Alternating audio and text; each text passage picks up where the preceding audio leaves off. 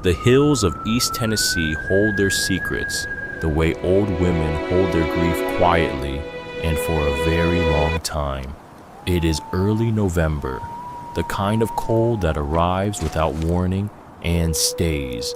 A county road cuts through bare hardwood ridges, past shuttered storefronts and rusted mailboxes and porches where no one sits anymore. The land looks like it has been waiting for something it has mostly stopped expecting. On a cracked concrete lot off County Road 14, a dead filling station stands under a sagging overhang.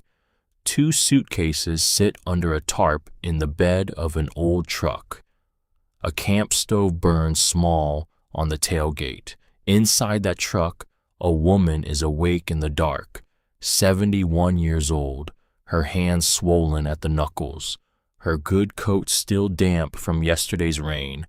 She is not crying, she is thinking. And in 3 days, her husband will spend the last of what they have on something the whole county will laugh at. He will be right to do it. Eunice Leland was 71 years old, homeless, and standing in the rain watching a stranger carry her husband's recliner down the front porch steps. Nobody standing on that wet sidewalk knew that 72 hours later, Elbert would spend $16 on something the whole county laughed at, and that it would change everything. The chair had a worn spot on the right arm, shaped exactly like Elbert's hand.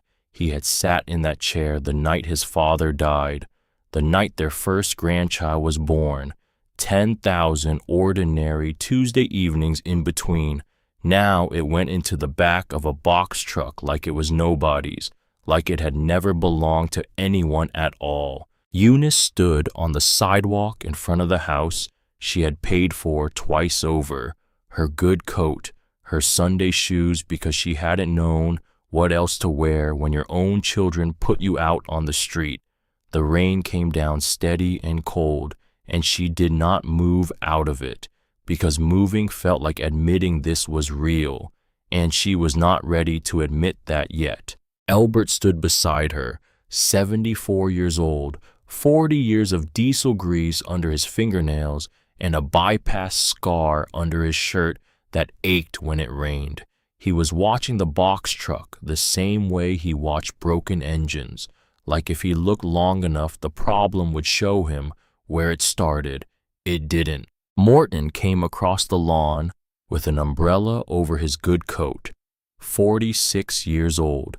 He had his father's jaw and his mother's eyes, and he used neither of them the way they were meant to be used. Dad, he stopped a few feet away. We talked about this. You talked, Elbert said. I listened. The house was drowning you. The taxes, the second mortgage from Mom's surgery. We sold it before the bank took it. That's the responsible thing. That's the only thing. Elbert looked at his son. He had taught this boy to ride a bicycle on the street. Right here, this exact stretch of cracked sidewalk. He had co-signed the loan for Morton's first business. Written checks he took 2 years to earn back. Said yes every time this boy asked. Every single time. Where are we supposed to go, Morton? Cedar Home Care. Over in the next county. It's a good facility. Nurses around the clock for Mom. It's all arranged. Morton wouldn't quite look at him. Cressy already drove up and put the deposit down. In the truck, Eunice turned her head. Through the rain-streaked glass, she could see her daughter sitting in the passenger seat of Morton's car at the end of the driveway. Cressy was 42 years old. She had her mother's eyes, and she would not lift them from her phone. Not once, not even now. They don't take animals at Cedar Home, Morton said, and that was the thing that landed. Not the house, not the chair, not the $94,000 that had sold out from under them and been divided 3 ways without a single dollar offered back to the 2 people whose names were on the deed. Eunice had sat dry-eyed through all of it, but the moment Morton said those words, She understood something she had been trying not to understand since morning. He had thought of everything, every last detail arranged and decided and deposited without asking. She got out of the truck, slow, one hand on the door and one on the seat. The rain soaked her coat immediately, and she let it. Morton, her voice came out steady. She was proud of that. That animal is 14 years old. He sleeps 11 hours a day. Mom, your father pulled him out of a creek the winter you left for college. He has slept at the foot of our bed every single night since. And you want me to hand him to a shelter so I can go sit in a room in a county I've never lived in? She said it without heat, flat and plain, like reading a grocery list. No, I don't believe I will. Morton's jaw tightened. The arrangements are made. The money's already been divided. There's nothing to come back to. Divided. Elbert said it back to him. Just the word, just once. His son had the decency to color a little. The house had sold for $94,000. After the bank took its share, the remainder had been split 3 equal ways between Morton and Prewitt and Cressy. Prewitt hadn't even come today, couldn't be bothered, and not 1 cent of what remained had been offered to the 2 people who had mortgaged this house twice, once for Morton's business loan, once for the surgery that saved Eunice's life. You keep your money, Elbert said. Every dime. I don't want to hear about it again. Morton opened his mouth, closed it, glanced back at his car, at Cressy still staring at her phone, at the empty space where Prewitt should have been standing.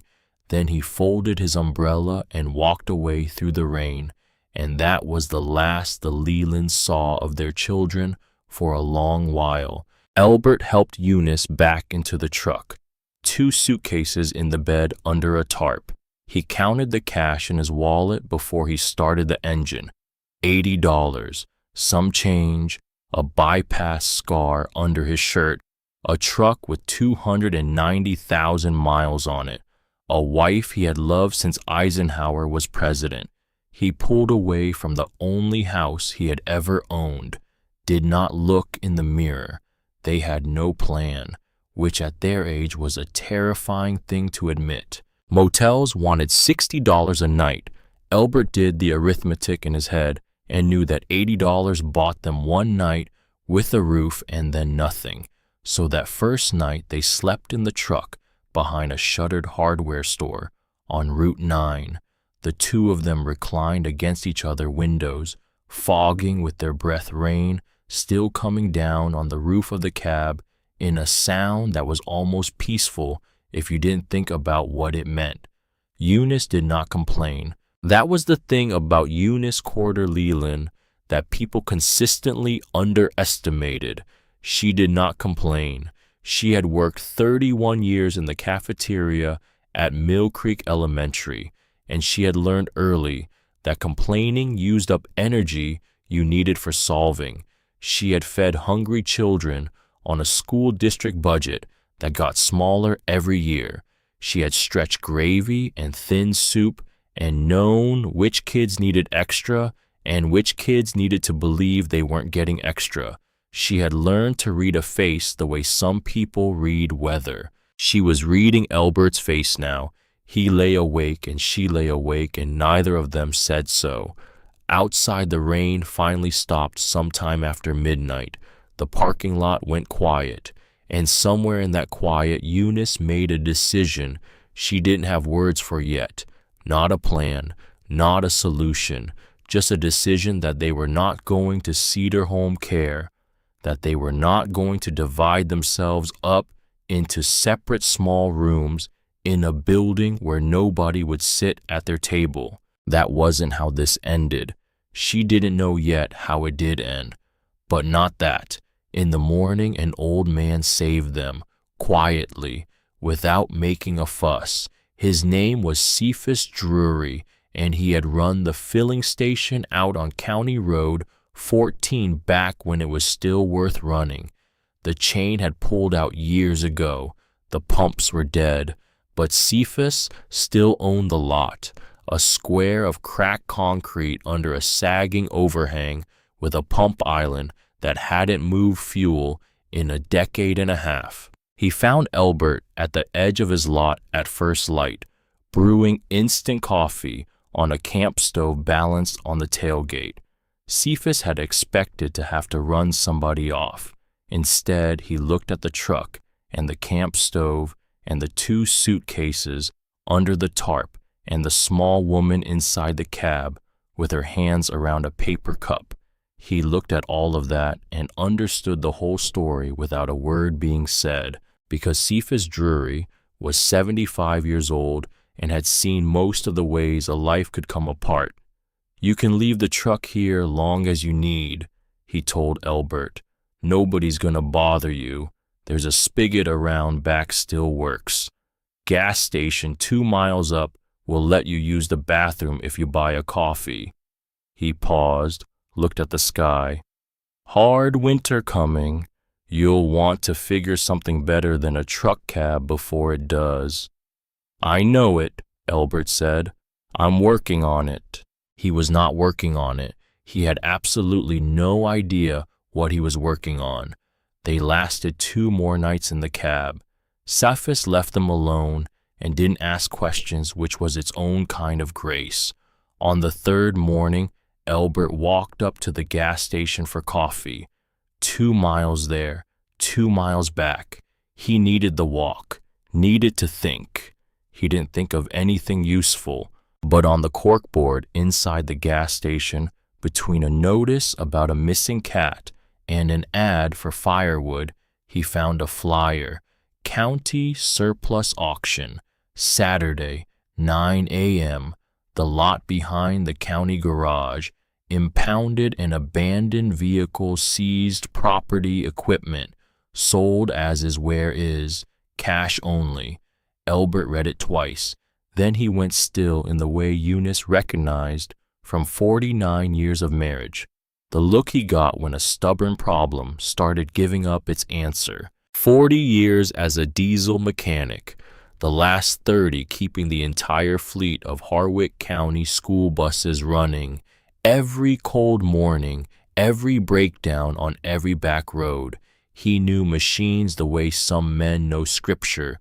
He knew that at a surplus auction full of seized junk, there was always one thing nobody wanted, and that thing was always the cheapest.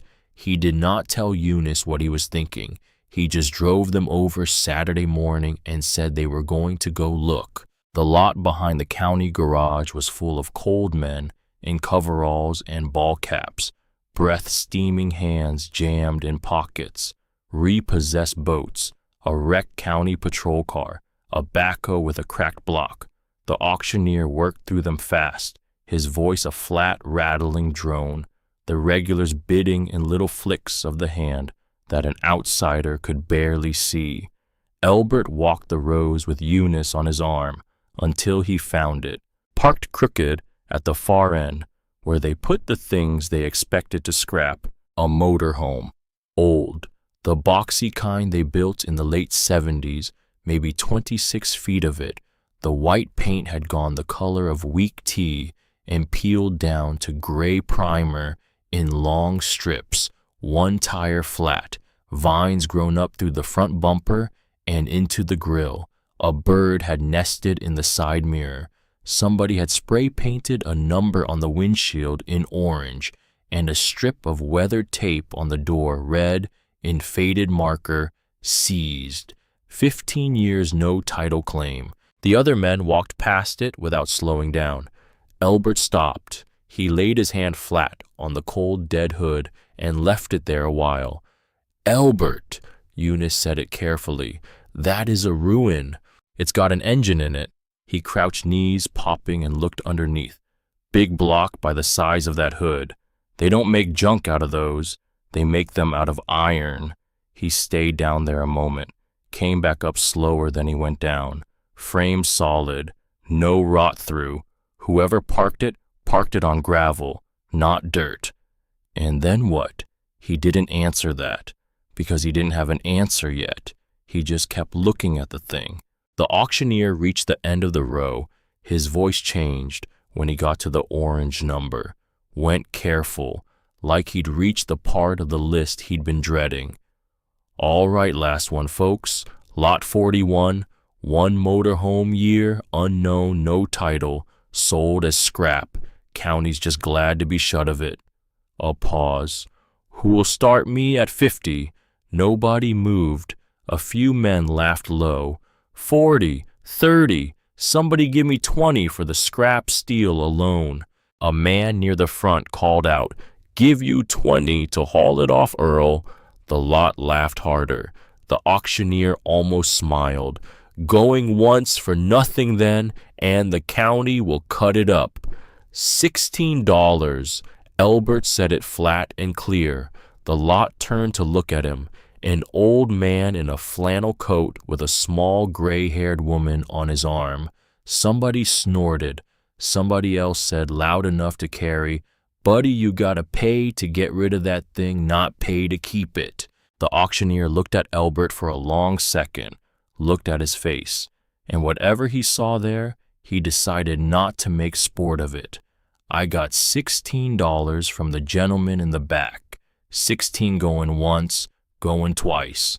The gavel came down on the hood of a parked truck. Sold for 16. Lord help you, mister. The laughter rolled around the lot one more time. Eunice felt her face go hot and stared straight ahead. But Elbert walked up to the folding table, counted out a 10 and a 5 and a 1 from his wallet, and signed his name where the clerk pointed. When he came back to her, he was folding the receipt into his shirt pocket like it was something worth keeping. Elbert Leland, she said quietly, we have $64 left in the world, and you just spent some of it on something the county couldn't give away. I know what it looks like. He took her arm and they started back toward the truck, slow, across the cold concrete. But you tell me what else $16 buys two people who got put out on the street. He stopped and looked back at the wreck in the weeds. It's got 4 wheels and a roof. That's more than they left us with. She did not have an answer for that. After a minute, she put her other hand over his, and they walked the rest of the way without talking. It took Cephas and a borrowed tow chain to drag the thing onto the lot the next day. The flat tire shrieked across the concrete the whole way. They parked it under the dead overhang beside the truck, and Cephas wished them luck and went home without asking what they planned to do with it. And then it was just the two of them and the wreck and the cold afternoon. Elbert walked all the way around it twice, touching it, reading it with his hands. Eunice stood and watched her husband come back to life a little, and it scared her almost as much as it hardened her, because she had come to know across a lifetime with this man that he only went quiet like this when he was about to take on something far too big for him. And he was almost always right that it was too big. And he almost always did it anyway. That night, they slept in the truck again because the motorhome was full of 15 winters of dark. But Elbert could not sleep. Around 3 in the morning, he gave it up. He took the flashlight from the glove box and reached into his coat for the pocket watch. His father's the one he never left anywhere, the one with the cracked crystal, and the hour hand stopped at 4:32, and he held it for a moment the way he always did when he was about to do something that mattered. His father used to say a thing, not often, only when it was true. A good mechanic can't fix the watch he's wearing. Take someone else looking to see what stopped. Elbert put the watch back in his pocket and crossed a few cold feet of concrete to the wreck. The door had swollen in its frame. He worked the blade of his pocket knife around the seam, put his shoulder into it, and it gave all at once with a sound like a held breath, finally let go. A smell rolled out at him, dust and mouse and old grease, and underneath all of that something else, something faintly sweet, like a kitchen that had been closed up with the bread still in it. He raised the flashlight and put the beam inside. It was not empty. That was the first thing he understood, and it stopped him with one boot on the step. He had expected a gutted shell, torn seats, a stripped cab. Instead, the beam moved across a long steel counter, bolted down the driver's side. A deep cast iron griddle set into it. Above that, a window cut into the wall of the bus, with a hinged flap propped over it like a serving shutter. Shapes crowded the far end under canvas tarps, gone stiff with age. Pots by the round shoulders of them, a stack of something square and flat, and bolted to the wall, a row of hooks, and on the hooks, ladles. Eunice, he said it not loud, but she was already awake. She was always awake when he was, and she was already coming across the concrete in her coat with her arms wrapped around herself, and he gave her his hand, and she came up the step beside him into the dark, and the two of them stood in the doorway of the thing they had bought for $16 and looked at a kitchen. "What in the world?" Eunice whispered. Elbert moved the light along the wall and stopped, beneath the grime, where someone had once painted words across the inner panel in tall, careful letters, a few strokes of faded blue showing through the dust. Eunice reached up with the side of her swollen thumb. Slow, she wiped a clean stripe through 15 years of grime, and a letter came clear under her hand. Then another, and Elbert held the light steady on it while she kept going, kept wiping, neither of them saying a word, because down at the dark end of the bus, the first tarp had begun to slide off the thing it covered.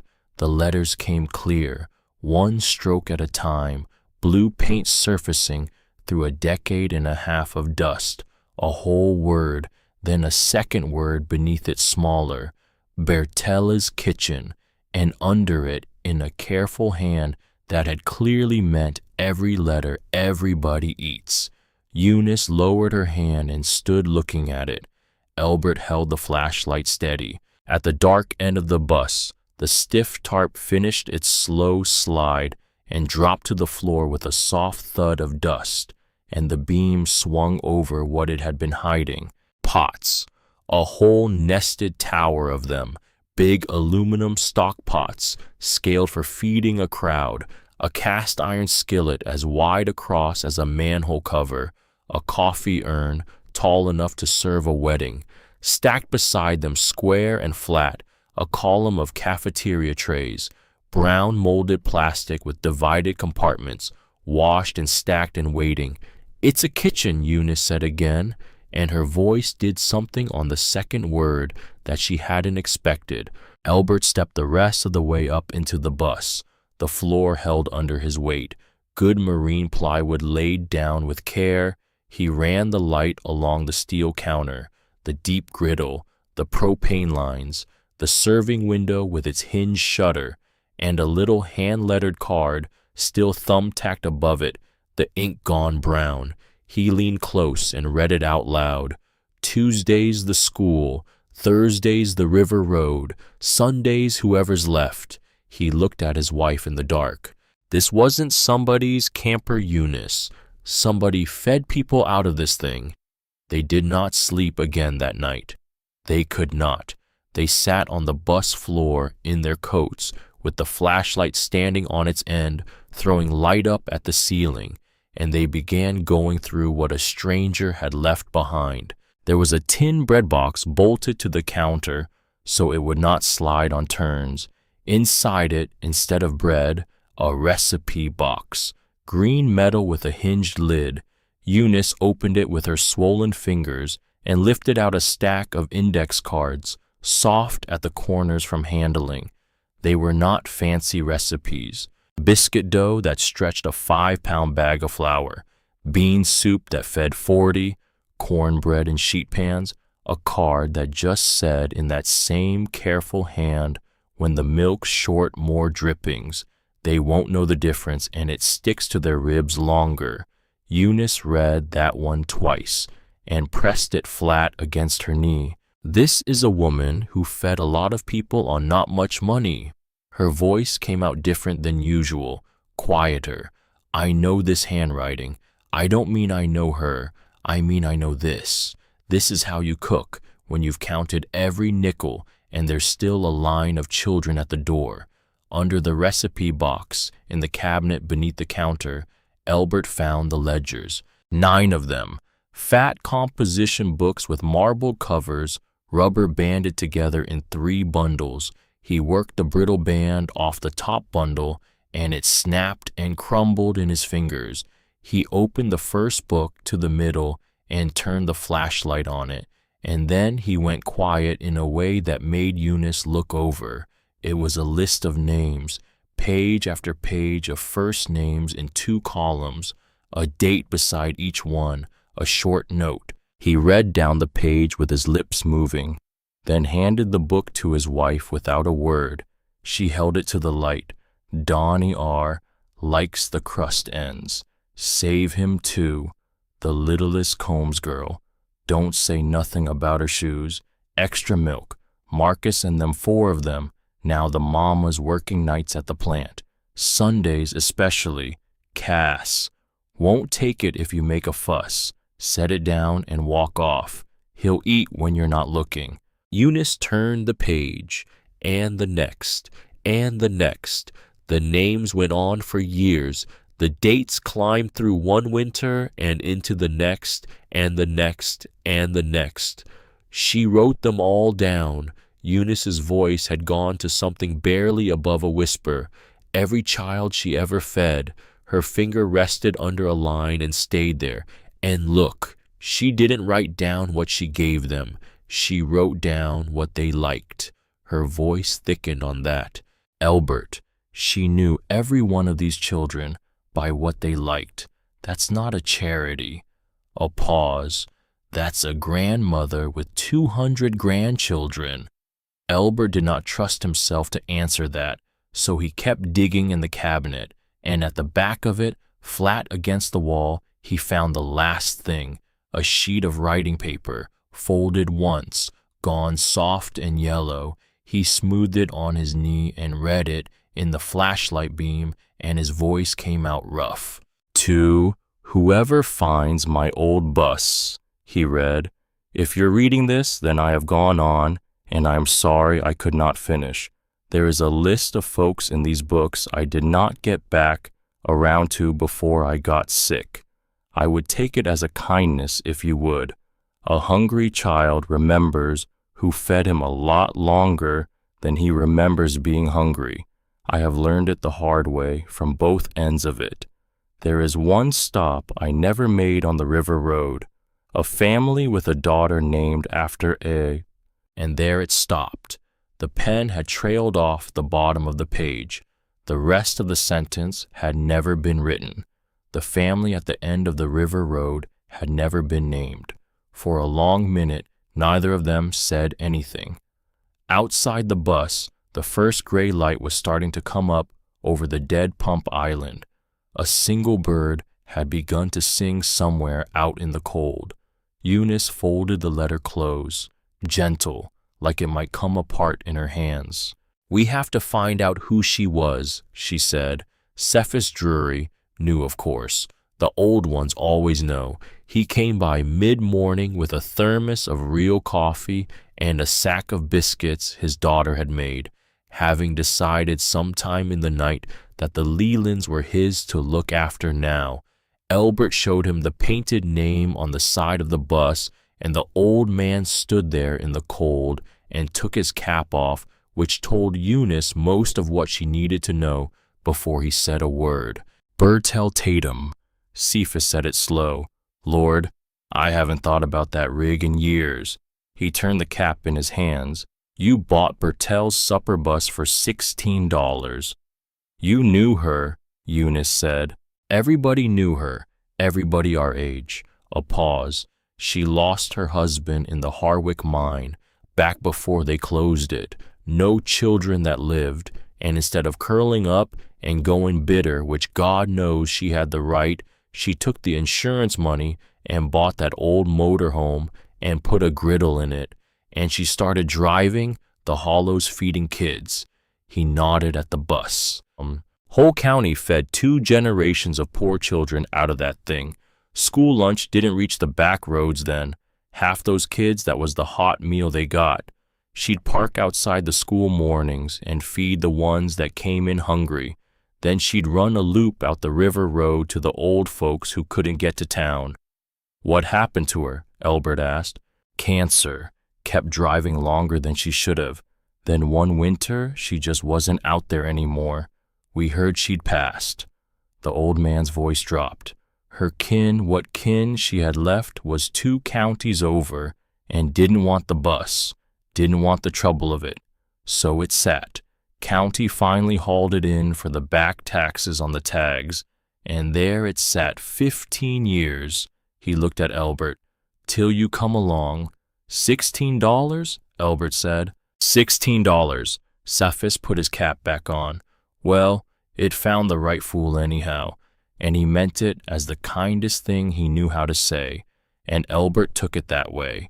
After Cephas left, Elbert didn't say anything for a long while. He walked around to the front of the bus and lifted the hood and stood looking down into the engine bay. Eunice knew that silence. She had been married to it the better part of 50 years. She climbed up into the bus and stood at the steel counter and looked at the cold griddle and the recipe tin and the ledgers and the letter with its unfinished sentence. She picked up the card again, the one about the short milk. She read it one more time. Then she went still in a way that Elbert would have recognized had he been watching. But he was under the hood. She set the card back in the tin. Elbert, she called out through the open door. Yeah, what are you thinking? A long pause, the sound of him moving around under the hood. I'm thinking this is a 454 cubic inch engine and the block isn't cracked, he said finally. I'm thinking somebody drained it and covered it before they parked it, because there's no rust in the cylinders I can see. I'm thinking I have my father's tools in the truck and I have got nothing else in the world to do today. Another pause. I'm thinking I like to hear it run. He looked up at her, and there was something in his face that she had not seen there since before the surgery, not since the months when she had been sick, and he had been trying to hold everything together with both hands and a heart that was held together with thread. It was the look of a man who knew what he was for. All right then, Eunice said. She turned back to the counter, ran her hand along the cold steel surface, looked up at the words above the serving window. Everybody eats. She didn't know yet what that was going to mean for them. Didn't know about the children who would come across the road in the dark, drawn by the smell of biscuits. Didn't know about the old man on the river road who hadn't had anyone sit in his kitchen since his wife died. Didn't know about the girl who took 2 every morning and hid 1 in her coat. She didn't know about any of that yet. She just knew that somebody had built this kitchen with whatever she had left after everything was taken, and that whoever had built it had understood something that Eunice had spent 31 years in a school cafeteria trying to understand, that a hungry child is not just hungry in the stomach, that knowing someone sees you, knowing someone thought to save you, the crust ends because they remembered you liked them, knowing you are not invisible. That is a different kind of hunger, and it is the kind that does not get fixed by policy or procedure or a tray slid through a window by someone who does not know your name. It gets fixed by someone who wrote it down, who wrote down what you liked. Eunice stood in Bertel Tatum's bus on a cold November morning in Harwick County, Tennessee, with $64 to her name and no plan, and a husband listening to a dead engine the way he listened to everything that mattered. And she made the only decision that felt true. She was not going to Cedar Home Care She was not going to sit in a chair in a building in a county she had never lived in while there was a pot in this bus and somebody out there hungry. Outside, the sound of Elbert's wrench against iron rang out clean and sharp in the cold morning air. It echoed off the dead pump island. It sounded, she thought, exactly like starting over. It took him 3 days, 3 cold November days on a concrete lot in Harwick County with his father's tools and 40 years of diesel instinct and a wife who handed him things without being asked. That was the part nobody would have expected. Eunice Leland spent those 3 days learning to read an engine, not because she had to, because she was there, because she had nowhere else to be, because somewhere in those first hours of watching Elbert work, she understood that this was not just mechanical. This was something else. This was her husband deciding to still be himself, and she was not going to miss it. She cleaned while he worked, pulled 15 years of grime off the steel counter with a rag and a bucket of water from Cephas's spigot, scrubbed the cast iron griddle with a wire brush she found in the supply bin at the back of the bus until the metal came up dark and honest, lifted the canvas tarps off the pots one by one and found them solid, found the coffee urn with its tap intact, found the cafeteria trays stacked in order, each one wiped clean before it was put away, because Bertelle Tatum had been the kind of woman who cleaned before she left, even when she knew she wasn't coming back. On the second afternoon, Elbert called her over to the engine bay. "Look at this." He pointed at a line running from the fuel tank toward the carburetor, varnish buildup thick and brown, clogging the passage almost completely. Been trying to figure out why the lines weren't holding prime. Thought it was the pump. Eunice looked. She had been cleaning the interior wall above the serving window when she'd noticed a small tube running through from the outside, half hidden behind the counter edge. She hadn't known what it was, but she'd followed it with her eyes down through the floor and thought that goes somewhere important. "I saw that from inside," she said. "The tube, I thought it connected to something."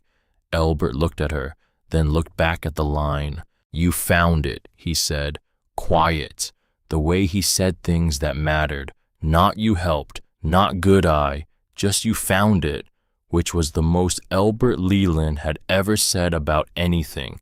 She went back inside and kept cleaning, and she thought about Bertelle Tatum walking these same steps every morning, lighting the same burners, opening the same window, and she thought that woman knew exactly where her blocked lines were too. She just kept cleaning around them until she could fix them. On the third evening, the light went gold and long across the dead lot. Elbert poured a cup of fresh gas down the carburetor, climbed into the cracked driver's seat, pumped the pedal twice and turned the key. The engine ground, caught, coughed out a cloud of blue smoke that smelled of 15 sleeping years, and then it shook itself and settled into a deep, lumpy living idle. The whole bus trembled with it. The gauges twitched up off their pins, and Eunice laughed. A real one, the first one since the morning at the curb. It came out of her before she could decide about it, and it carried out across the empty concrete and bounced off the dead pump island and went somewhere up into the cold Tennessee sky. Elbert sat in the driver's seat with his hand on the wheel, the old engine running under him, and on his face was something she had been waiting to see come back for months, the look of a man who was good for something. He shut it down before it could overheat. The silence after was enormous, and that was when his chest decided to remind him. It came on as it always did, a slow closing fist behind the breastbone, an ache that ran up into his jaw. He had been hauling a propane bottle up the bus steps an hour before, and the bill was coming due. He sat still and got the little brown vial out of his shirt pocket, shook a nitroglycerin tablet under his tongue, waited with his hand flat on the wheel while Eunice stood in the doorway, watching his face go gray and not letting herself say anything until it passed. It passed. It always passed. So far. That's enough for today, she said when his color came back. I'm all right. I know you are. A beat. That's enough for today. He didn't argue, which told her more than anything else could have. That night, she cooked on the griddle. She had not planned to. They had a half bag of flour and a can of drippings and a little salt and not much else, and she had meant to fry flat cakes on the camp stove like every other night. But the griddle was right there, scrubbed bright that afternoon by her own hands. The propane was hooked up, and she found she could not help herself. She lit it.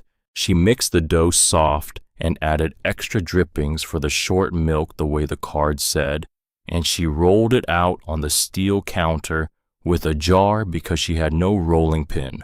Cut the biscuits with the rim of a coffee can. The griddle came up to heat, and the fat went shiny, and she laid the rounds down, and they took hold with a sound and a smell that rolled out the open serving window and across the cold, dark lot. A smell is just a smell, except on a cold night it carries a long way. And they were not the only people in Harwick County sleeping somewhere they would rather not be. The boy came first, 9 years old maybe. He came up out of the dark at the edge of the lot and stood at the bottom of the bus steps with his hands in the sleeves of a coat too big for him, not asking for anything, just standing in the smell. Behind him, hanging back by the road, a young man held a smaller child against his shoulder, maybe 30, tired face, unshaved. He started apologizing before anyone said anything. I'm sorry. We don't mean to bother you. He stopped. We smelled the bread. We'll go on. Eunice looked at the boy at the bottom of the steps. She looked at the man holding the little one. She had spent those years behind a cafeteria counter, reading the faces of children who had not had supper. She knew this one before he said another word. You'll do no such thing, she said.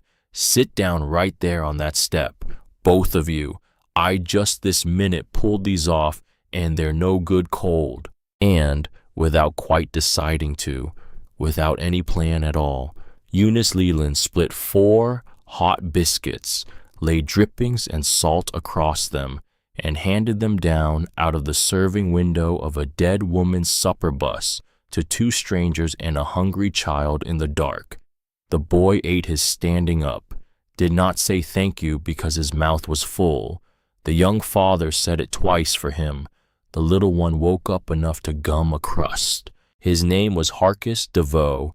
He had lost his wife and his job inside the same bad year, and he was raising his 2 little ones in a single room above the laundromat on Meade Street.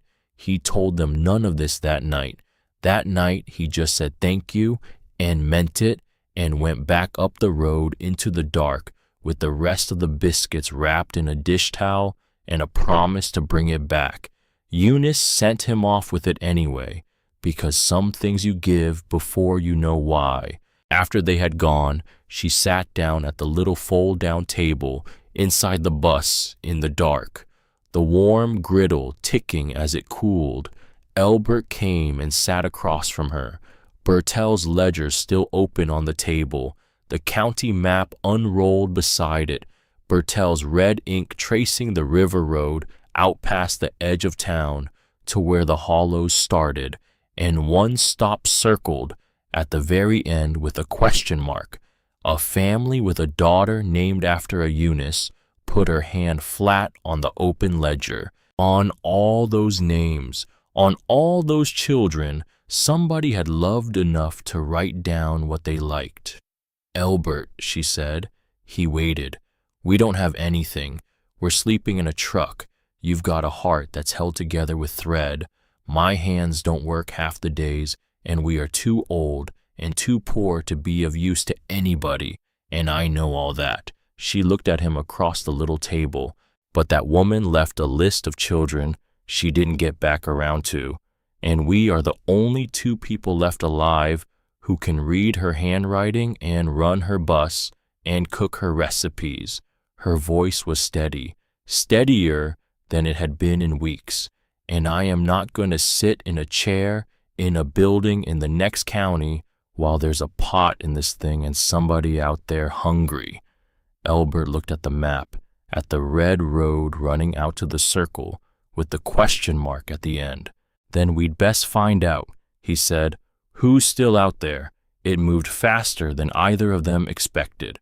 Kindness travels quick in a place where everybody is one bad winter from needing it themselves. Eunice went to Pearlie Hughes's diner first.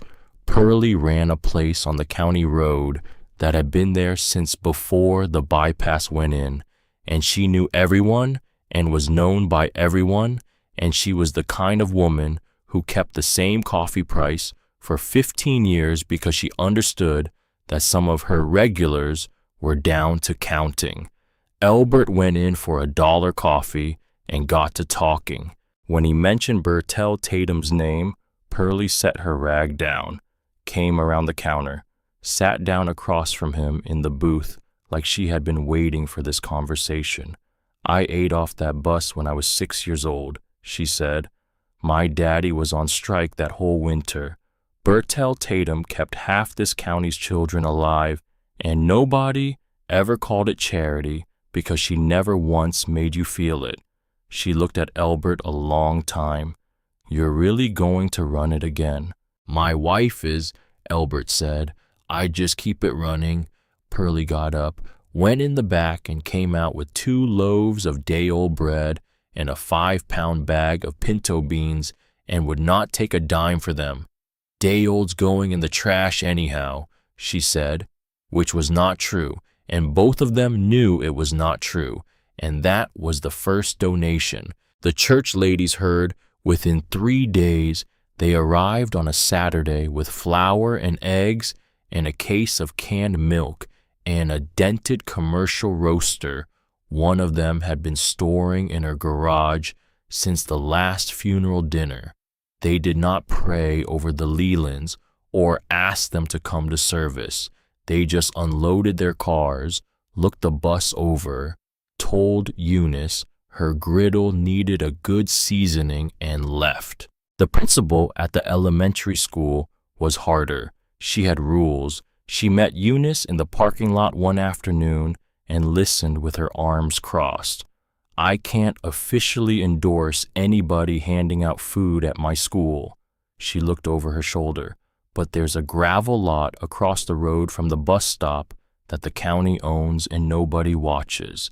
And I've got 11 children on my roll right now that I know for a fact come in Monday mornings not having eaten since Friday lunch." She handed back Eunice's folded paper without taking the information off it. "I never told you any of that." "Told me any of what?" Eunice said, and the principal almost smiled. Harcus DeVoe came back with the dish towel washed and pressed. Then he kept coming, showed up early, started hauling propane without being asked, just working, asking nothing. And Albert let him because a proud man needs a way to pay that isn't money. His 2 little ones started riding along on Saturdays, a boy of 7 and a girl of 5. They appointed themselves in charge of the napkins and the plastic spoons, and they took the job with the gravity of sworn officials.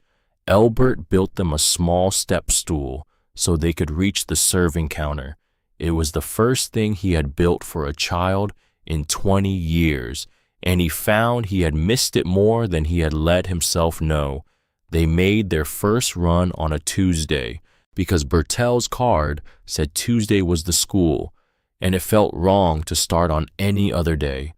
Albert had the engine purring, patched the propane lines, replaced the cracked window with plexiglass, got the serving shutter to lift and latch, painted over the gray primer streaks so the blue letters stood out clean again. Bertel's Kitchen. Everybody eats. He never once considered changing the name. They parked on the county gravel across from the school in the cold blue dark at 6:30. Eunice lit the griddle. By the time the first school bus groaned up the road, the smell of biscuits and sausage gravy was rolling out across the lot. The children came across the road in twos and threes, drawn to it, shy at first. Children always are. A little boy in a thin coat stood at the bottom of the steps with his hands jammed in his armpits and would not come up.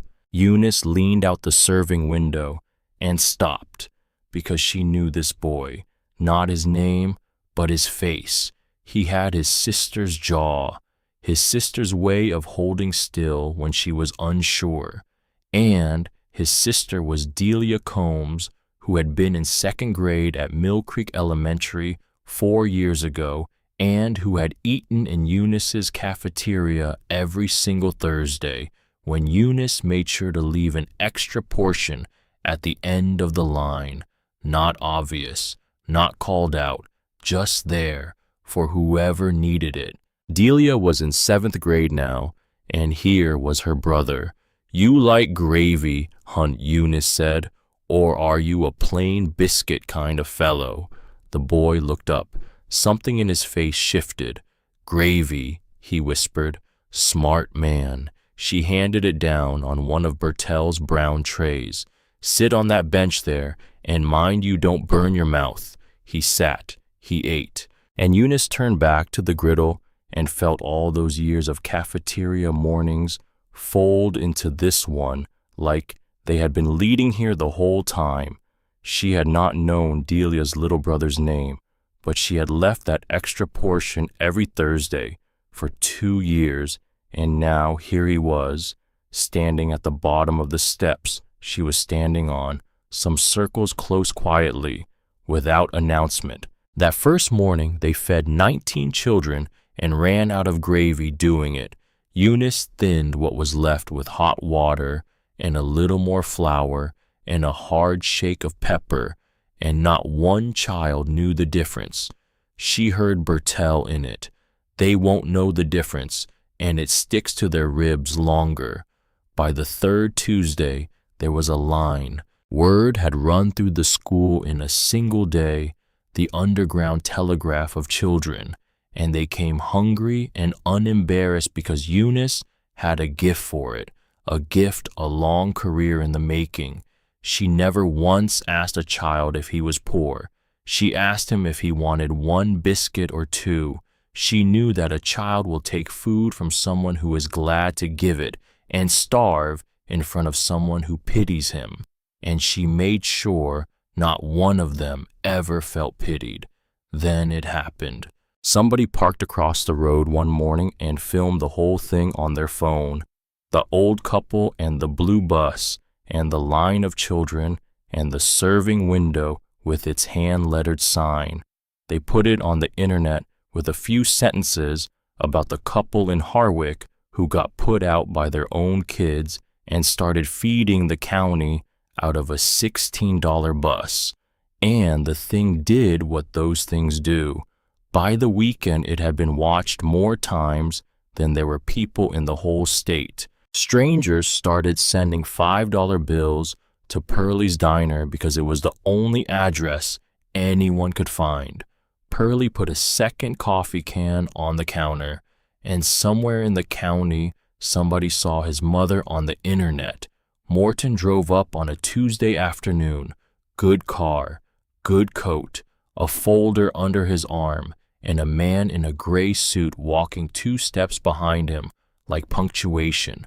Eunice saw them coming from inside the bus and felt something in her stomach go flat and still. Not fear, not quite. Something older than fear. Recognition. Morton stopped at the bottom of the bus steps, looked up at the blue letters.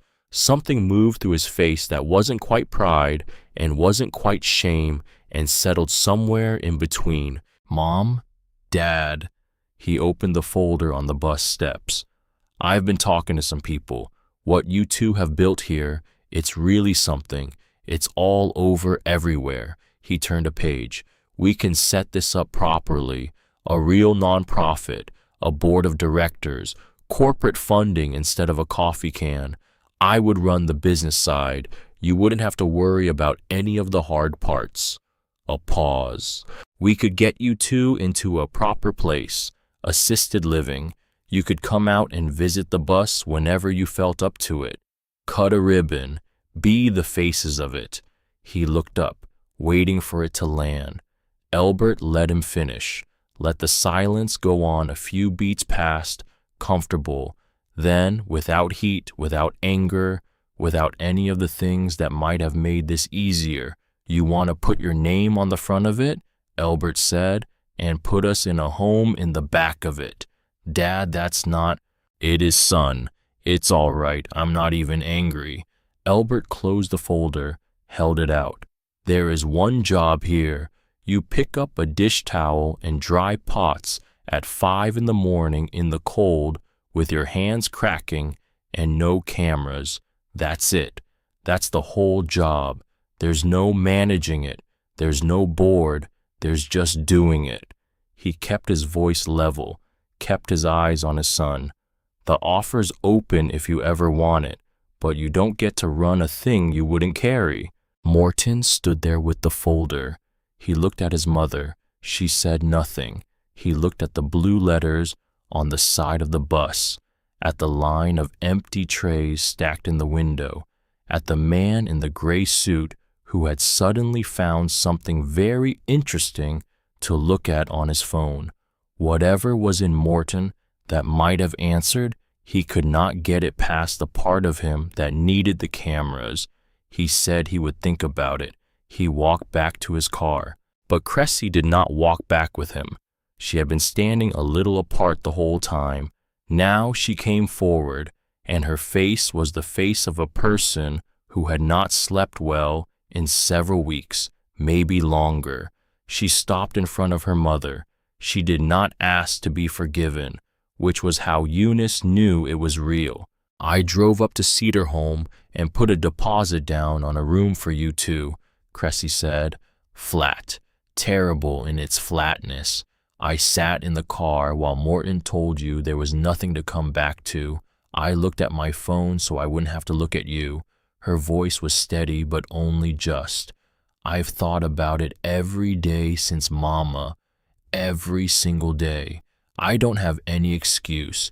I just went along because going along was easier than fighting Morton, and I have hated myself for it the whole time." Her voice broke on the last word, all the pieces of it. "I'm not asking you to forget it. I just want to help. Please let me help." Eunice looked at her daughter for a long moment. 49 years of being somebody's mother had taught her the difference between a person who wants to be told it's fine and a person who wants to make it right. She could see which one was standing in front of her. She reached behind the door, took down the spare apron, the one with the scorch mark on the hem, held it out. "We start at 5, she said. "It's cold and there's no thanks in it, and the first batch of biscuits is the hardest because your hands aren't awake yet." Her own voice was not quite steady. "Be here at 5 or don't bother coming at all." Cressy took the apron in both hands, held it against her chest, nodded, couldn't speak, and that was the whole reconciliation. It was enough because it was true. The county notice arrived on day 14. A man named Plock, department jacket, clipboard. He parked across the gravel lot and watched the end of the school run from inside his car before he ever got out. He waited until the last child had crossed back to the bus stop. Then he came over, and he was not unkind about it, which somehow made it worse. "You folks are the ones running this." Not quite a question. "We are," Albert said. The man looked up at the blue letters and something crossed his face. A man who wished he were somewhere else. "I'm with the county. I got no quarrel with what you're doing here. I want you to hear me say that first." He looked at his clipboard. but you're cooking food and serving it to the public off an unlicensed vehicle. No permit, no inspection, no certified kitchen. There's been a complaint filed at the state level. Once it's on the internet, it's not local anymore. It's biscuits, Eunice said, for children. I know what it is, ma'am. His jaw worked. My daughter ate off a bus like this when she was little. He held out a sheet of paper. His hand was not quite steady, but I can't unsee it now that it's official. That's a notice. Regulations are on the back. Date is on the front.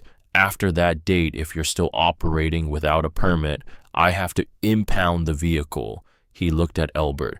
I don't want to, but I have to. Elbert took the paper, looked at the man. Two men who both understood exactly what was being lost, and neither of whom had the power to stop it. The county car pulled away across the gravel. Elbert stood there with the notice in his hand and read the date, folded the paper into his shirt pocket beside the auction receipt and beside his father's watch, and did not say anything. And that was the part that scared Eunice most. Her husband had an answer for every broken thing.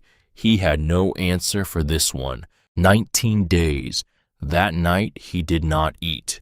They're right, he said finally, into the dark of the truck cab. That's the awful part. They're not wrong. You can't feed a county out of a vehicle that hasn't passed an inspection in decades. If a child got sick off my gravy.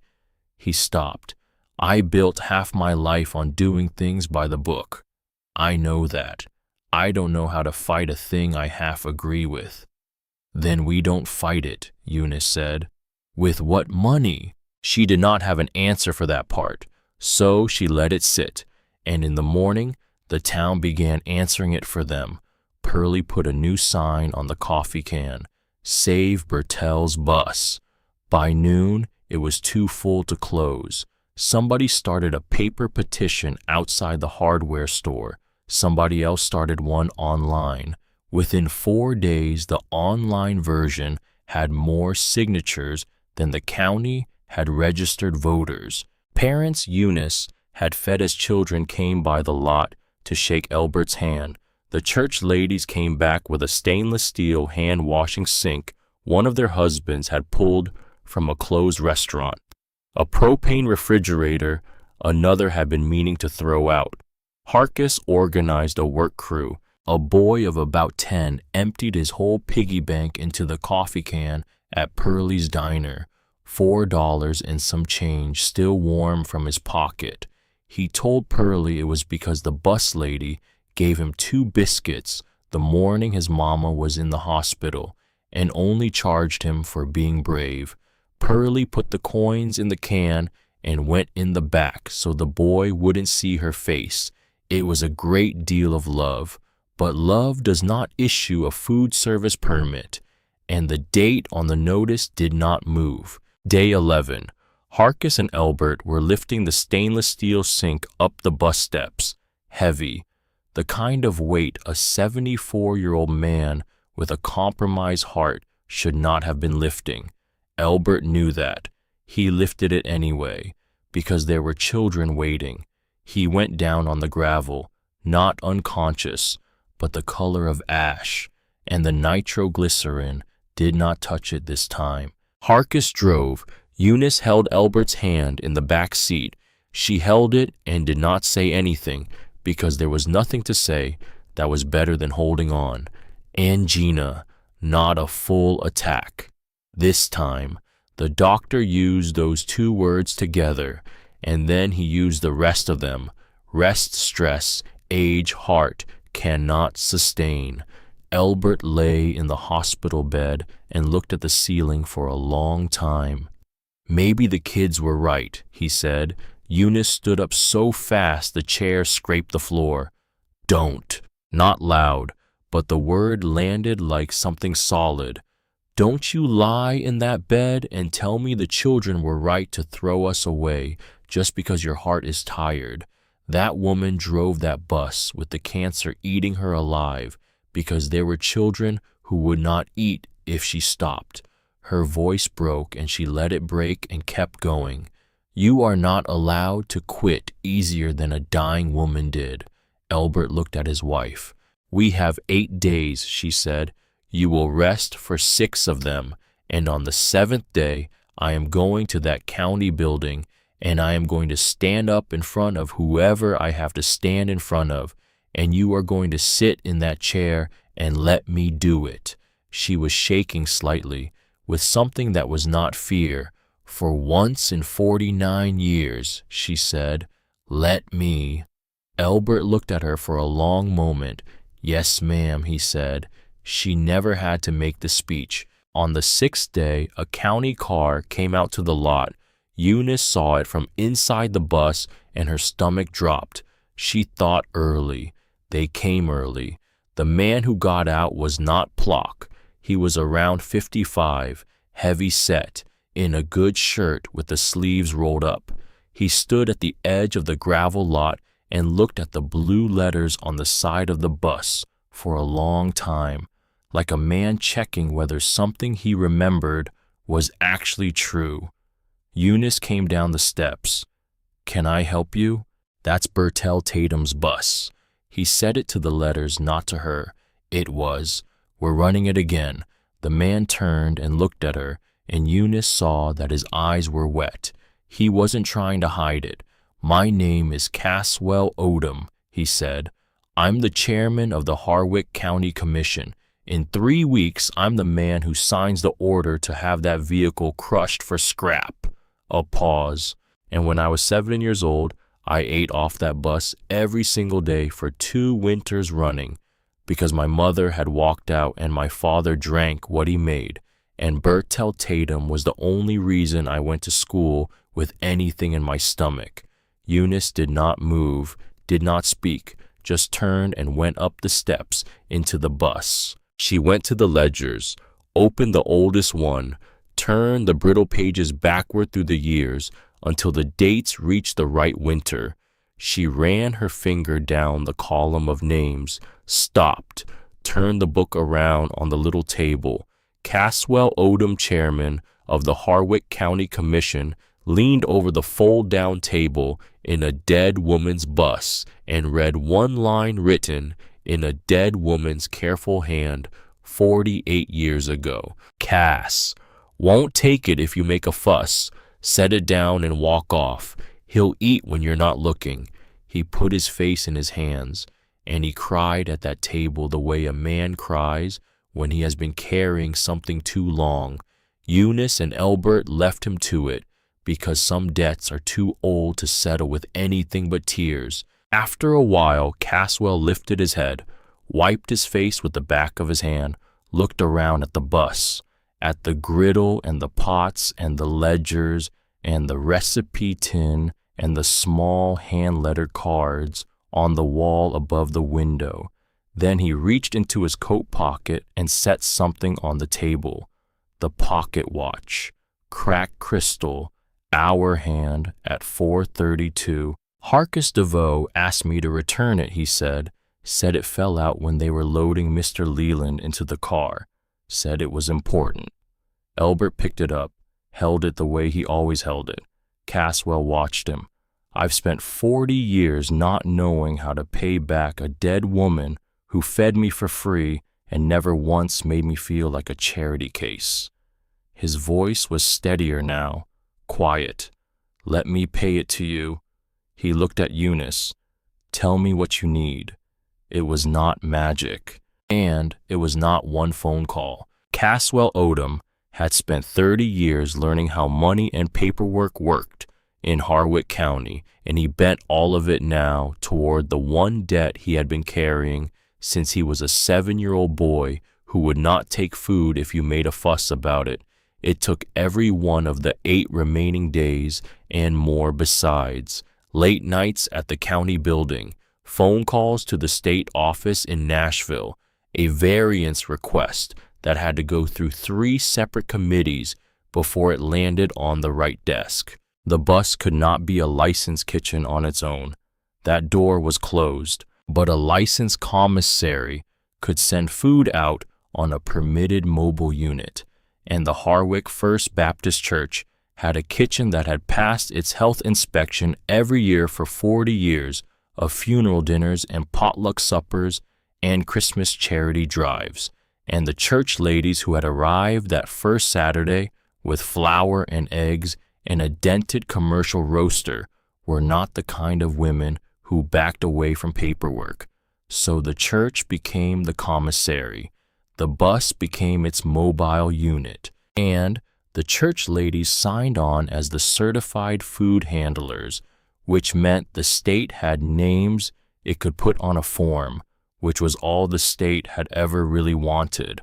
Harkus organized the rest. He showed up with 3 men from his building, and they plumbed in the stainless steel sink and the propane refrigerator and built a sanitizer station from parts Caswell sourced from a closed diner 2 towns over. They installed a thermometer log on the wall beside the serving window, a hairnet box by the door, a hand-washing protocol card in a plastic sleeve. Albert did the final work himself. 6 days of rest.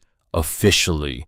What that actually meant was 6 days of sitting on an overturned crate 3 feet from the bus, while Harkus and the crew worked handing tools through the door and correcting angles and pointing out things nobody else had noticed. Eunice brought him coffee and did not say anything about the fact that he was not technically resting. She had been married to this man for 49 years. She knew the difference between a man who needed to stop and a man who needed to keep going slowly. On the 8th day, Albert passed the inspection himself. First try. Plock stood on the gravel lot with his clipboard and went through every item on the form, and Albert had an answer for all of them, because a man who had kept a county's entire school bus fleet compliant with state safety regulations for 30 consecutive years knew exactly what an inspector was looking for. When Plock signed the bottom of the form, he looked up. "I'm real glad I didn't have to crush it," he said. Albert shook his hand, and that was the end of that. Caswell pushed the variance through the commission over the objection of one member who argued it set a precedent. It set a precedent. That was entirely the point. The night before the first license run, Eunice sat alone in the bus after Albert had gone to the truck to sleep. The permit in its plastic sleeve hung on a nail by the serving window where the inspector could see it. The griddle was cold. The pots were clean and stacked and waiting. She opened one of Bertel's ledgers to the back pages, past all the names, past all the winters, to the first blank page in 15 years, and she got out her pen. The little Combs boy. Likes his gravy thick. Reminds me of his sister. She wrote it down, because that was how you did it. You wrote it down. The morning of the first license run came cold and clear, one of those November mornings in East Tennessee when the sky goes blue-black before the light and the air has a bite in it that wakes you up before you want to be woken. Eunice was at the griddle by 5. Cressy was there at 4:53, which told Eunice everything she needed to know about her daughter's state of mind. She came in quietly in her old coat hair, not fully done, and she stood in the bus doorway for a moment like she wasn't sure she was allowed to step all the way in. "Apron's on the hook," Eunice said, without turning around. Cressy put it on. They worked side by side in the narrow kitchen and did not talk very much, and that was fine. Some things do not need talking. Some things need doing. Cressy watched her mother's hands and followed them. When Eunice thinned the gravy, Cressy thinned hers the same way. When Eunice pressed the biscuit rounds with the coffee can rim, Cressy pressed hers the same way. Around 5:30, Cressy burned the first 4 biscuits. Not badly, just the bottoms, a little darker than they should have been. "Griddle runs hot on the left end," Eunice said. "I see that now. Bertel's card says the same thing. I found it in the tin. A pause. She wrote it in 1987. Cressy looked at her mother. Eunice shrugged. Some griddles are just like that. And something shifted between them in the space of that sentence. Not forgiveness, not resolution, something quieter and more durable than either. The understanding that they were both standing in the same kitchen now, learning the same griddle, reading the same cards. That had to be enough to start with, and it was. More people came that morning than the gravel lot had held since it was a working filling station. Pearlie came. The church ladies came in their good coats and pulled aprons on over them without being asked. Harcus brought his 2 little ones, the girl solemn with responsibility over her napkin assignment. Caswell stood at the back of the crowd with his hands in his pockets and did not make a speech. He understood it was not his morning to speak. Cephas Drury came too, standing at the back, the way he always stood without making a fuss. There was a television camera, one crew from the Knoxville station that had seen the viral video. Morton had been told about the camera. Morton did not come, and Eunice found when she looked for the feeling that was supposed to be there about that it was smaller than she expected. Not gone, but smaller, like a stone she had been carrying in her shoe for so long she had stopped noticing the weight until the moment she reached down and found it. She had other things to do. The children came across the road in the cold blue dark, in 2s and 3s, drawn to the smell, and Eunice leaned out the serving window of Bertel Tatum's bus and asked each one of them the only question that had ever mattered out there, 1 biscuit hawn or 2. Halfway through the rush, Eunice's hands seized up, the cold and the repetition and 49 years of use catching up all at once. She stepped back from the window and flexed her fingers and looked at them like they had betrayed her. Cressy was there before she finished the thought. Took the spatula, took the window. She had never cooked for a crowd in her life. She burned the next 2 biscuits and got the ones after that right, and did not stop until the last child in line had been served. Flour on her elbows, hair coming loose, face flushed from the griddle heat. The television camera caught it. Cressy didn't notice, which was the only reason it was worth catching. After the school run came the river road.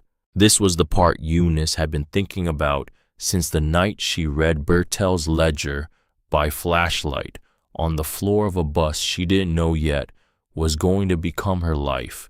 The school had a free lunch program now. Imperfect, underfunded, but it existed. The old people out the hollows had nothing. The nearest grocery store was 40 minutes each direction, and there were men and women out on those back roads who had not had a hot meal prepared by another human being in longer than was decent. Bertel's map had the stops marked in red. Most of the original names were gone. 15 years. People moved or died or got moved into facilities, and new people took their places in the same houses on the same roads, because poverty does not leave a hollow just because the faces in it change. The first stop on the river road was a wide place in the road with a rusted mailbox and a porch that needed painting. An older man, maybe 80. He came out when he heard the engine moving slow with a cane, and he squinted at the bus from under his hat brim for a long moment. Eunice leaned out the window. "Morning, we've got biscuits and bean soup today." He squinted harder. "That's Bertel's bus." "It is. She used to stop here." "I know. We're picking up her route." He worked that through, something complicated happening on his face. "She stopped coming about 15 years back. She got sick. She passed. I'm sorry." A long pause. "She made good cornbread," he said finally. "I'll put it on the menu for next week," Eunice said. "Thursday." He came and took the soup, and at the third stop, Cleet Purdy came out onto his porch when he heard the engine and stood there blinking in the winter light like a man who had not used his voice in several days, which it turned out was close to true. "I thought that was you," he called out, then stopped, looked at two strangers in Bertel's bus, confusion moving across his face. "Bertel passed a long time ago," Eunice said gently. "We bought her bus. We're carrying it on." Cleet Purdy worked that through. His face did what old faces do when something they had given up on turns out not to be entirely gone after all. "She used to bring cornbread," he said. "Sundays, she'd sit a while." A pause. "My wife's been gone 6 years. Bertel would sit a while so the house wasn't so quiet." His voice cracked on it. "Nobody's sat in that kitchen since." Eunice climbed down from the bus, slow, on Elbert's arm. "Put the coffee on then," she said. "We've got 20 minutes before we have to be down the road, and I'd be glad to sit." So they sat. The coffee was bad, burnt and thin. The visit was exactly 20 minutes, and Cleet talked the whole time, filling the air the way a man does who has had too much silence and not enough outlet for it. When they left, he stood on his porch and watched the bus out of sight, and Elbert, driving, said nothing, because some things do not need commentary. They just need to be done. Farther out at a stop, Bertel had marked, but not named, a woman past 80, met them at her screen door with her chin up and her pride arranged in front of her like a fence. She did not need anything. She got along just fine. The county didn't need to be sending people out here. Eunice did not argue. She said the beans would go to waste otherwise, and she had too many to carry back. And then she asked, almost as an afterthought, whether the woman happened to know how to make a proper chow-chow that would set right in the jar, because Eunice had been trying to get hers right for 20 years, and something was always off with the brine. The woman's chin came down about half an inch. "How much vinegar are you using?" 2 cups per batch. The chin came down further. "That's your problem right there." The next week, the woman was waiting at the screen door before the bus turned the corner, a jar of chow-chow in her hand and a handwritten recipe card folded under it.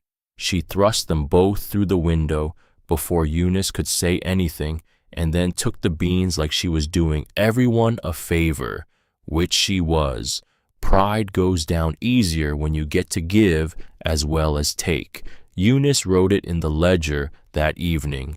Eunice had noticed the girl from the first week. 14 years old, she came to the school stop every morning without fail. Quiet, fast. She ate her biscuit in about 4 bites, and then when she thought no one was looking, she slid a second one off the edge of the tray and into her coat pocket. Smooth, practice, the motion of someone who had been doing this a while. Eunice saw it the very first morning and said nothing, just made sure every morning after that there was an extra biscuit near the edge of the tray, in reach, without asking, because a child who is taking food for later is a child who is feeding somebody at home, and that is not a thing you embarrass a person about.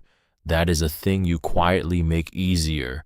But, she wondered, who? She wrote it in the ledger in small letters at the bottom of the page under the girl's general description, since she didn't know her name yet. Takes 2 every morning.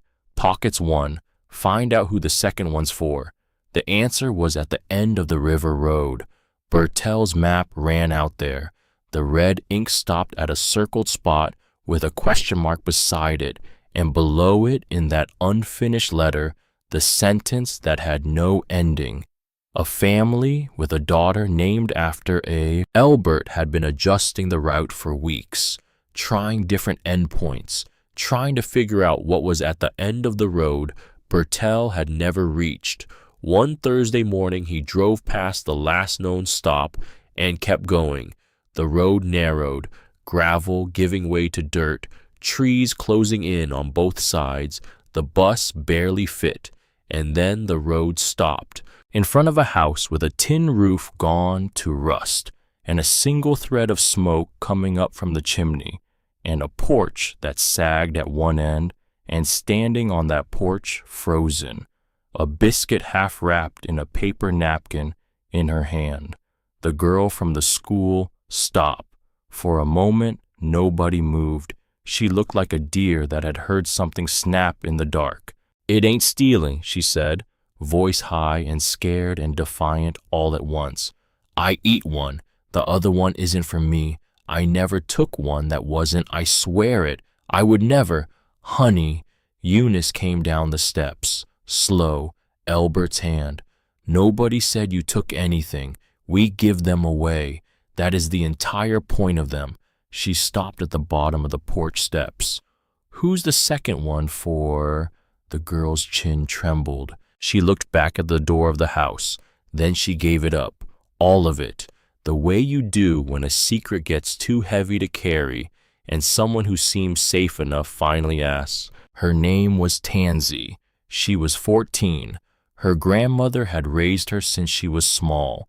The grandmother could not get up anymore, not reliably, not safely, and the county social worker didn't know how bad it had gotten, because if she knew, she would take Tansy away, put her somewhere, and then there would be nobody left to feed her grandmother at all. So Tansy walked 2 miles from the bus stop every morning and brought back the biscuit. It was the only hot thing her grandmother got. "Please don't tell," Tansy said, voice cracking down the middle. "Please, she's all I have." Eunice climbed those porch steps on bad knees and worse hands and went inside. The old woman in the bed was small, lighter than a thought. Her name was Lorene. She was somewhere past 80, and she smelled of lavender and old wood, and she lit up at the sound of Tansy coming down the hall, and when she saw Eunice standing in the doorway of the room, her clouded eyes went wide and then confused, and then she looked past Eunice to the window, to the bus in the yard, to the blue letters on its side. Something moved through the old woman's face, something between recognition and longing and relief. "Bertell," she whispered. "No, ma'am." Eunice came to the edge of the bed, sat down on it slowly the way you sit when you want someone to know you're staying a minute. "Bertell's been gone a long time. We bought her bus. We carry it on." Lorene's eyes came back to her, still clouded, but present. "She used to come out this road," Lorene said. "Sundays, every Sunday," and then she stopped. A pause. "I always figured she forgot us, way out here, figured we weren't worth the gas." Eunice took the old woman's hand, bird-light, the bones of it like hollow branches. "She didn't forget you," Eunice said, and her voice was doing something she could not entirely control, and she stopped fighting it. "She got sick, and she died before she could get back out here. But she wrote you down. She wrote in her letter that there was one more stop she hadn't made, a family at the end of the river road she never got to." A pause. "That was you." Lorene's hand tightened on hers, just slightly, the grip of someone who had been holding on alone for a long time and had just been given something to hold on to instead. "She also wrote." Eunice stopped, reached into her coat pocket, unfolded the letter, read the last unfinished line out loud for the first time since that night on the bus floor in the dark. "A family with a daughter named after a..." She looked at Tansy standing in the doorway. "Tansy. A tansy is a flower, a wildflower, yellow, the kind that grows in fields and along roadsides in Tennessee in the summer, the kind that nobody plants on purpose, the kind that just appears where it's needed, the kind that keeps coming back no matter what. Eunice felt the last piece settle into place, not loudly, not dramatically, the way a key turns in a lock that's been waiting a long time, with a small, solid final sound. It took 15 years, Eunice said. Her voice broke entirely on the last word, and she let it. And 2 old fools and a $16 bus. But somebody finally came back. Lorene's hand tightened again, and the old woman wept without a sound, and Tansy wept in the doorway, and Elbert stood on the porch with his hat in his hands and looked out at the bare winter trees and let them. They made that stop every day after. Elbert reworked the route so the river road ended there. Eunice went in and sat with Lorene when her hands allowed it, and sat a while even when they didn't. She brought the cornbread Bertel used to bring because she had found the recipe in the tin, and it was not complicated, just cornmeal and buttermilk and bacon drippings, and the particular confidence that comes from feeding people so long you have stopped second-guessing the amounts. Lorene ate and talked and sometimes slept while Eunice sat, and the house was not so quiet anymore. Caswell reached out to the right people in the county system quietly, with the particular skill of a man who had spent 30 years learning which doors to knock on softly. Arrangements were made, the kind of arrangements that do not make the news and do not get framed on anybody's wall, but that keep a 14-year-old girl from being loaded into a county vehicle and driven to a group home 40 miles away. Tansy stayed. On a Tuesday in early April, the dogwoods opened, just like that. One morning the hills were bare and gray, and the next morning there were white blossoms everywhere along the ridgeline, the kind of extravagant, unasked-for beauty that East Tennessee produces every spring, like it's been holding its breath all winter, waiting to show you. Lorene slept later than usual that morning. Tansy had brought the biscuit. Eunice had come in and sat on the edge of the bed, and they had talked a while, not about anything important, just about the dogwoods, just about the way the light was coming through the window, just about the spring. Lorene's hand in Eunice's, the old woman's breathing slow and even and deep. She went easily, between one breath and the next, with a warm biscuit that morning, and her granddaughter holding one hand and Eunice holding the other. The last thing she said was that the house had not been so quiet this winter. They buried her on the hill above the house on a Thursday. The death notice ran in the county paper, and the turnout surprised everyone. Old people came from across the county, gray-headed, moving slow. They came because Lorene had been one of Bertel's people, and the people Bertel had fed had not forgotten the woman who had fed them, had not forgotten each other. An old man Elbert had never seen before found him by the cars after the burial and shook his hand for a long time without letting go. "You don't know me," the man said, "but I was one of Bertel's children 60 years back, and so was half this hillside today, the gray-headed half." His chin worked. "We heard somebody brought the bus back." He never gave his name. He shook Elbert's hand and walked back to his truck. And Elbert stood there and understood that he had married into a family far larger than the one that had thrown him away. After the burial, the crowd thinned. People drifted back to their cars. Tansy stood alone by the fresh earth in a borrowed black dress that was slightly too big for her, and she stood very still, the way people stand when they do not know what the next step is or whether there is one. Eunice walked to her. She took Tansy's face in both her swollen hands, tilted it up. "We have a bus that needs somebody young enough to climb in and out of it 40 times a morning," she said, "and we have a fold-down bed in the back of it that Elbert finally built. It's not much. It's a bus. Her thumbs moved along Tansy's cheekbones. But there is a seat in it for you, and there will be for as long as I am breathing. You do not have to decide right now, but I want you to know you are not going to any group home, because you have got people now. You've got us. Tansy said nothing. She didn't need to.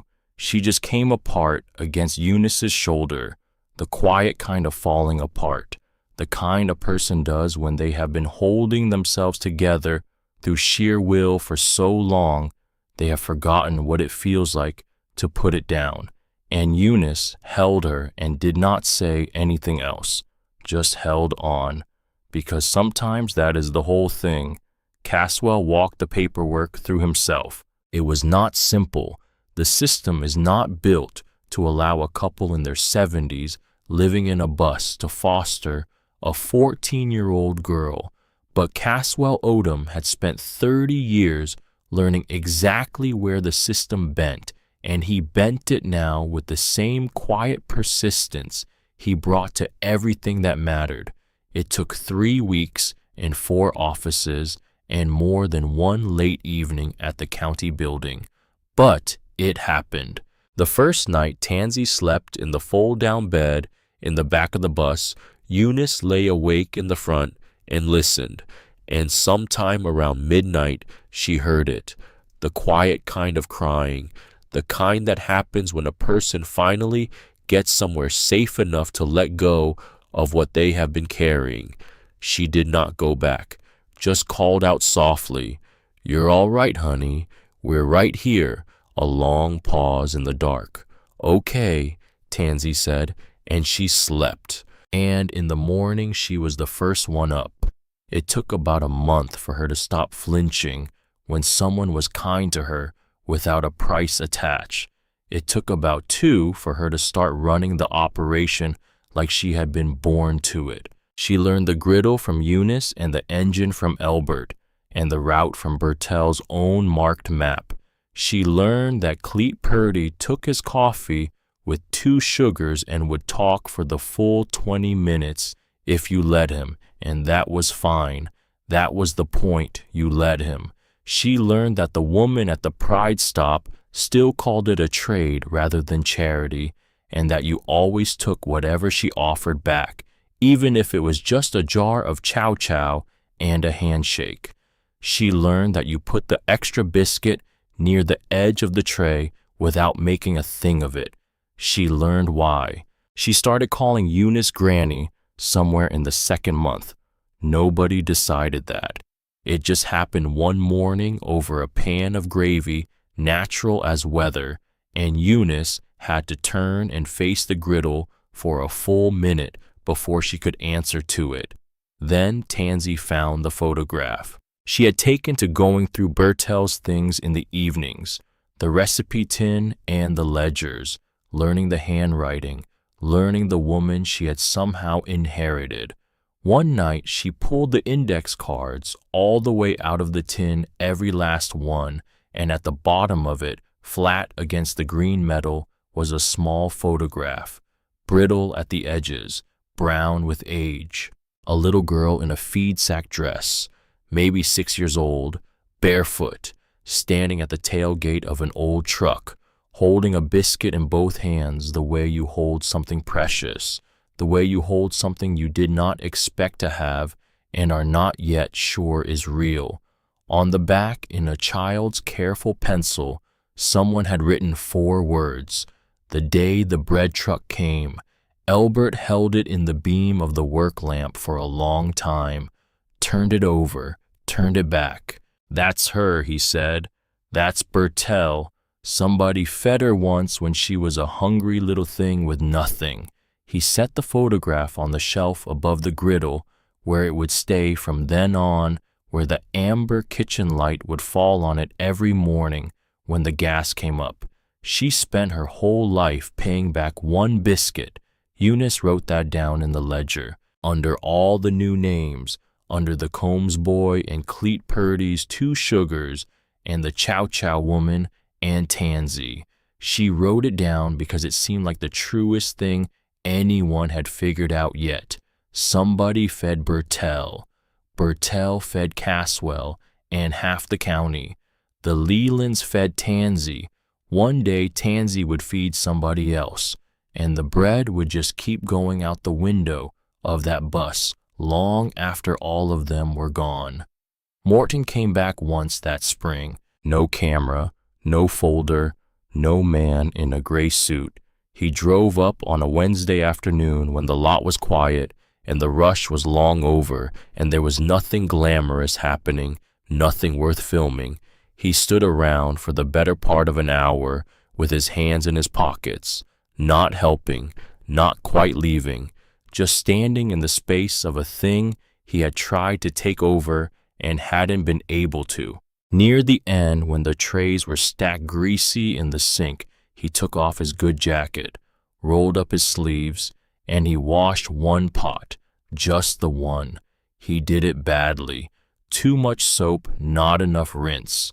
Elbert watched him do it and did not say a word about the technique. When Morton left, he did not say much, and Elbert stood at the small steel sink and looked at the clean pot drying on the rack and decided that one pot was a place a man could start from, if he wanted to. Some men do, some men don't. Time would tell.